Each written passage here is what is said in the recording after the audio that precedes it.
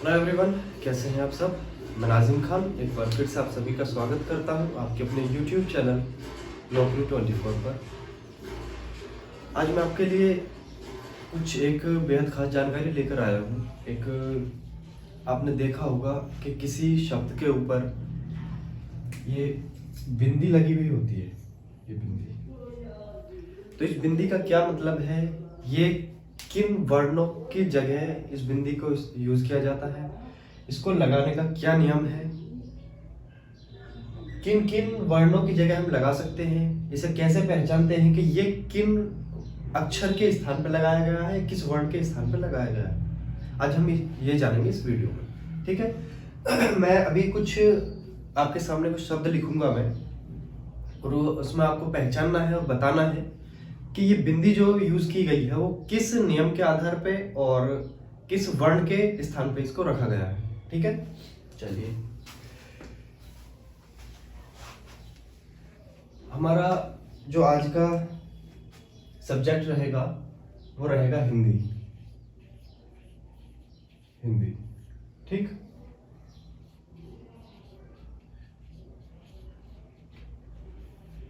कुछ शब्द मैं लिख देता हूं। शब्द है जैसे गंगा।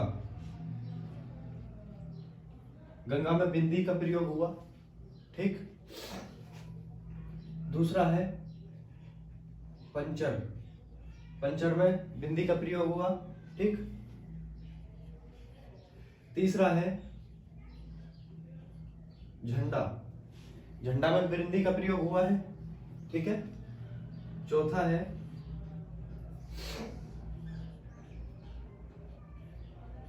अंतर। अंतर में बिंदी का प्रयोग हुआ है। और पांचवा है संविधान। ऐसे बहुत से शब्द हैं, बहुत से अनगिनत शब्द हैं जिनमें बिंदी का प्रयोग होता है।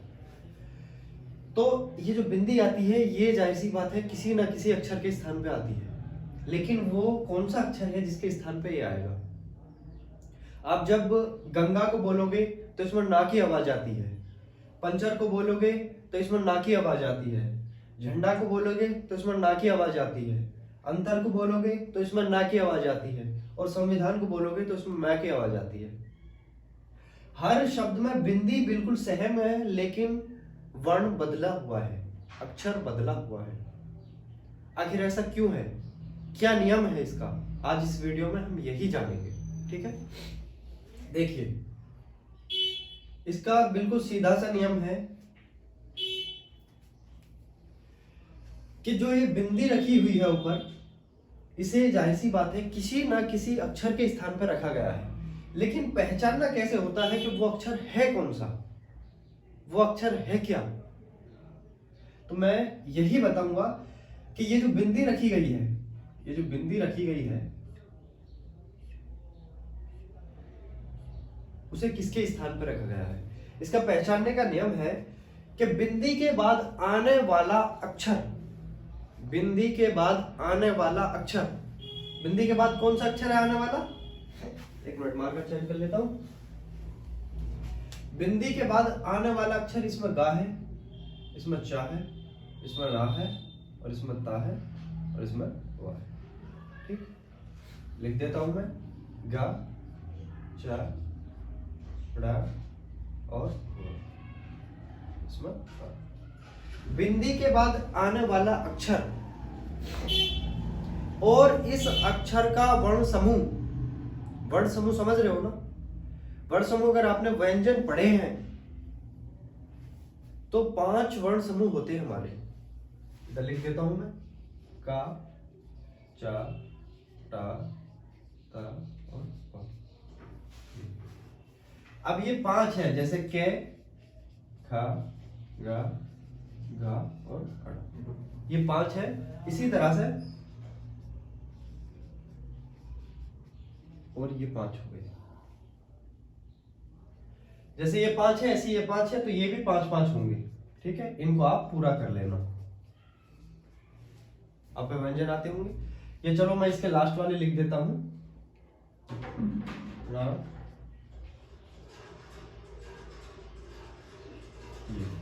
ठीक है। ये हमारे वर्ण समूह है, ये हमारे वर्ण है और इसके समूह है। ये जो हमारे लास्ट वाले होते हैं ना, ये इनको नासिक व्यंजन बोला जाता है। नासिक व्यंजन या फिर पंचम अक्षर बोला जाता है। वर्ण का पंचम अक्षर, वर्ण समूह का पंचम अक्षर। तो ये जो वर्ण समूह है, इसका जो पंचम अक्षर है ना, जो ये हमारे वर्ण आ रहे हैं, जैसे गंगा में बिंदी के बाद ग आया, पंचर में बिंदी के बाद छ आया, झंडा में बिंदी के बाद न आया, और अंतर में बिंदी के बाद ता आया, और संविधान में बिंदी के बाद वा आया। इनका वर्ण समूह, इन्हीं का वर्ण समूह, वर्ण समूह का अंतिम वर्ण, वर्ण समूह का अंतिम वर्ण या अक्षर जो समूह है, जो अक्षर समूह है, इसका जो अंतिम अक्षर है वही बिंदी के उसी अक्षर के स्थान पर बिंदी का प्रयोग होता है।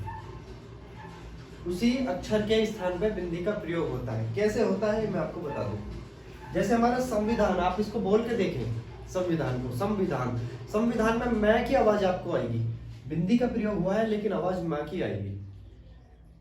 किसकी आएगी? माँ की आवाज आएगी। संविधान बोल के देखें आप, तो मैं की आवाज आती है लेकिन इसके स्थान पर हम बिंदी का प्रयोग करते हैं।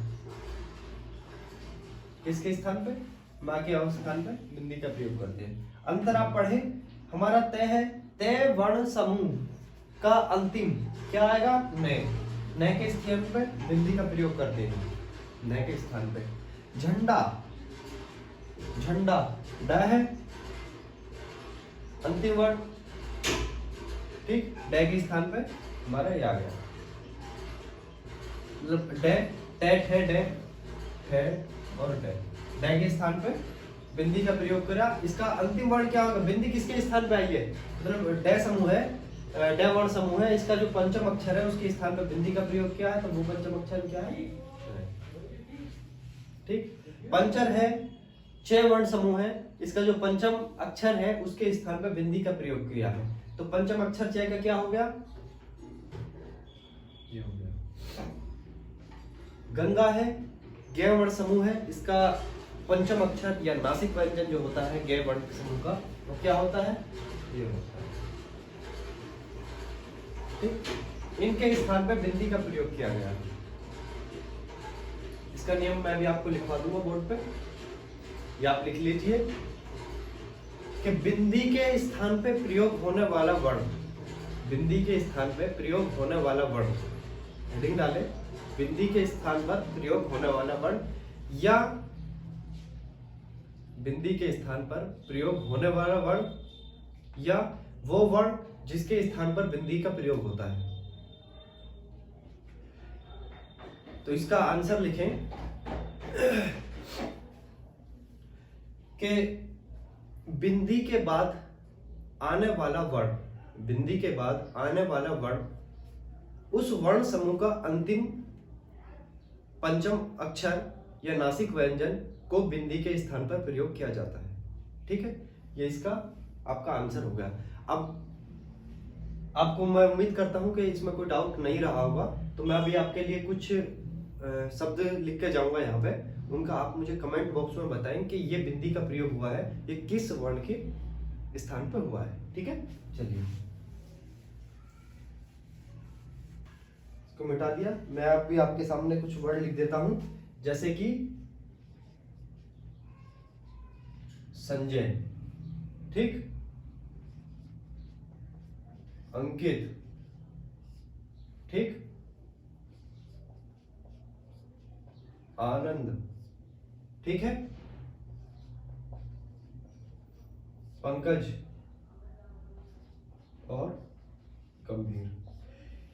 ये जो बिंदी का प्रयोग हुआ है किन वर्णों के स्थान पे हुआ, मैंने भी आपको भी बताया, समझाया, इसका नियम बताया, उसके आधार पर आप मुझे बताएं, कमेंट बॉक्स में इसका जवाब दें कि इनका आंसर क्या होगा, बिंदी किन वर्णों के स्थान पे इसका यूज किया गया है। ठीक है, उम्मीद करता हूं बहुत अच्छे से आपको समझ आया होगा। अगर नहीं आया है तो कमेंट बॉक्स में भी लिख के बताएं कि हमें ये समझ नहीं आया है, मैं उसको और अच्छी तरह से आपको समझाने की कोशिश करूंगा। ठीक है, चलिए, धन्यवाद बने रहने के लिए।